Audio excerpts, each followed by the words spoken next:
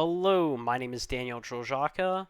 This is overview of target market for Marketing 320.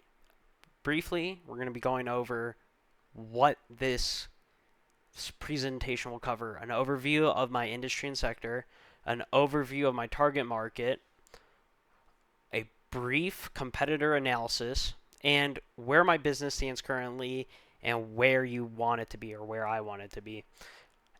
Which in this case we're just going to pretend like it's already been under a year and the company already launched. And then compliance and regulatory factors that I need to be aware of or should be aware of.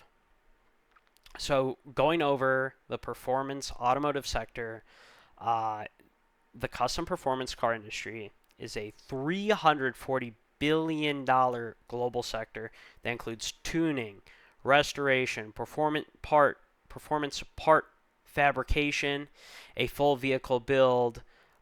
This growth is driven by these main factors. So, rising interest in personalized high performance vehicles, social media content around car culture on YouTube, TikTok, and Instagram, and advancements in performance, tech, and materials, i.e., anti lag turbochargers. Some key trends in the industry: resto mods. These are classic cars with modern upgrades. They are increasing in popularity.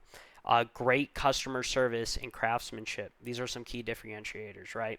Because great customer service is what makes or break having a client, or if they're going to come back again, because they might come to you initially and it have terrible customer service experience and they're not going to come back, and that's going to affect your word of mouth, which is just a downward hill from there, right? So a target market overview. So my company's target market is car enthusiasts, especially these four types of enthusiasts. Performance enthusiasts. These are drivers that are seeking to go fast and have a more responsive vehicle for tight cornering. Classic car collectors. Owners of classic cars who want modern upgrades without getting rid of nostalgia. Luxury buyers. These are high net worth individuals, all the way to celebrities who value individuality and exclusivity. And social media auto fans who are engaged followers with or who like high end craftsmanship.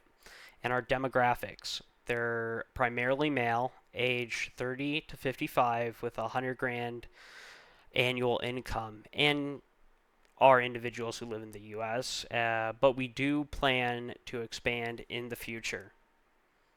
So, competitor analysis. So, briefly going over our competitors, we have West Coast Customs, where if you're around in the 2000s and into cars, you would know West Coast Customs. They're pretty popular.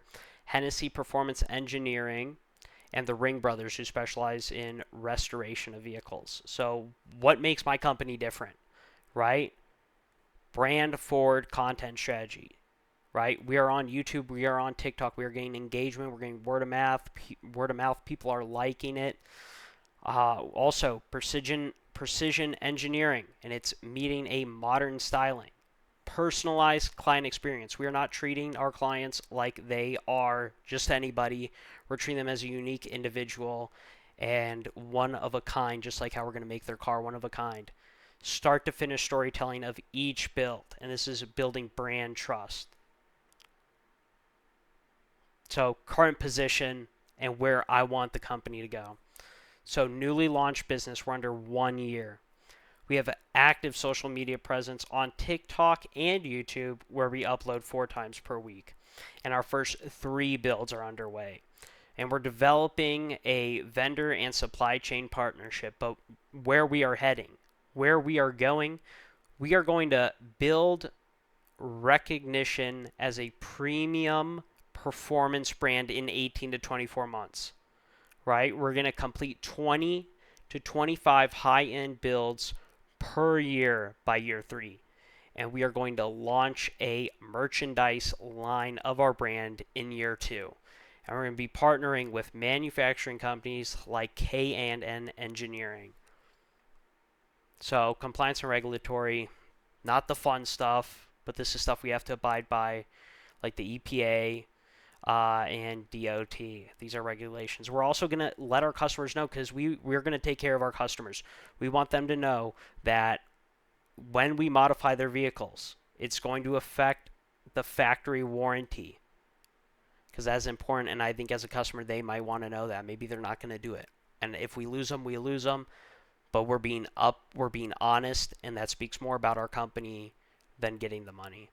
So business and licensing and zoning, we're going to ensure we have operational compliance in our physical shop location. And here we have some of the images. These are references part 1 and references 2. I'm also going to have a doc when I turn it in, and it's going to have just a plain list of all the references. But anyways, this was really fun creating, and I had a lot of fun doing it. Thank you so much for your time, and I will see you on the next one. Goodbye.